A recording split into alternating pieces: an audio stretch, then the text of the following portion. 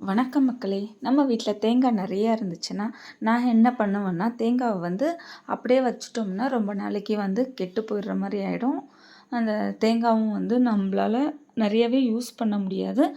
காலையில் எழுந்ததுமே தேங்காய் உடைக்கிறதுக்கு ரொம்பவே சிரமமாக இருக்கிறதுனால நம்ம தேங்காய் யூஸ் பண்ணுறதை நான் அவாய்ட் பண்ணிவிடுவேன். அதை தடுக்கணுன்னா நான் நிறைய தேங்காய் இருந்துச்சுன்னா அதுக்கு முன்கூட்டியே நம்ம உடச்சிட்டு அதில் இருக்கிற பருப்பு எல்லாமே எடுத்துட்டு நான் துருவி ஃப்ரீசரில் ஸ்டோர் பண்ணி வச்சிட்டோம்னா அது நம்ம எப்போல்லாம் தேவையோ அப்போல்லாம் நம்ம எடுத்து யூஸ் பண்ணிக்கலாம்.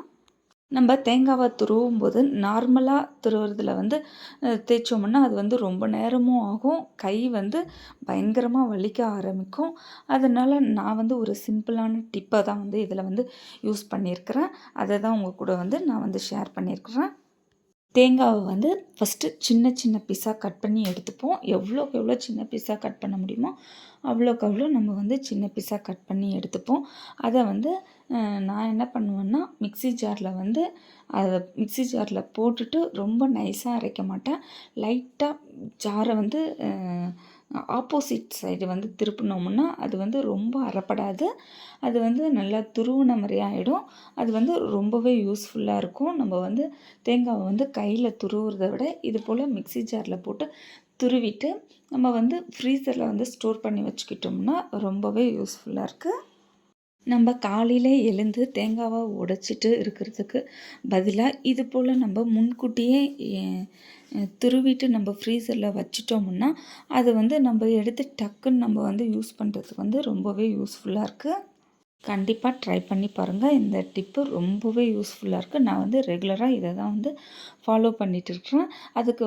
அதுக்கப்புறம் அந்த மேலே இருக்கிற கலராக இருக்குது அப்படின்னு நினச்சிங்கன்னா அதை நம்ம அந்த ப்ரௌன் கலரில் இருக்கிறத ஃபுல்லாகவே எடுத்துட்டு சின்ன சின்ன துண்டாக கட் பண்ணிவிட்டு போட்டோம்னா நல்லா அழகாக ஒயிட் கலரில் நமக்கு தேங்காய் துருவல் கிடைக்கும். நான் அந்த இது எடுக்கலை. நான் அப்படியே தான் சின்ன சின்ன இதுவாக கட் பண்ணிவிட்டு துருவிட்டு வச்சுட்டேன். இது இடியாப்பம் செய்யும் போது தேங்காய் பால் வேணும்னா நம்ம தேங்காய் உடைக்க தேவையில்ல. அப்படியே எடுத்து நம்ம அரைச்சி உடனே பால் எடுத்துடலாம். ரொம்பவே ஈஸியாக இருக்குது.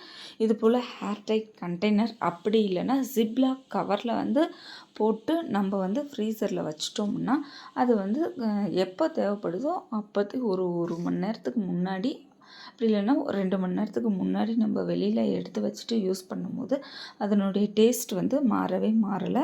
ரொம்பவே யூஸ்ஃபுல்லாக இருக்குது. நம்ம காலையில் டைமில் குழம்பு அர்ஜென்ட்டாக செய்யும் போது உடனே டக்குன்னு அந்த துருவன தேங்காவை எடுத்து நம்ம உடனே மிக்ஸி ஜாரில் போட்டு தேங்காய் பாலுக்கு வேணும்னாலும் தேங்காய் பாலுக்கு அரைச்சிக்கலாம். குழம்புக்கு வேணுனாலும் குழம்புக்கு அரைச்சி நம்ம ஆட் பண்ணி செஞ்சோம்னா ரொம்பவே டேஸ்ட்டாக இருக்கும். பிடிச்சிருந்தால் லைக் பண்ணுங்கள். தேங்க்யூ.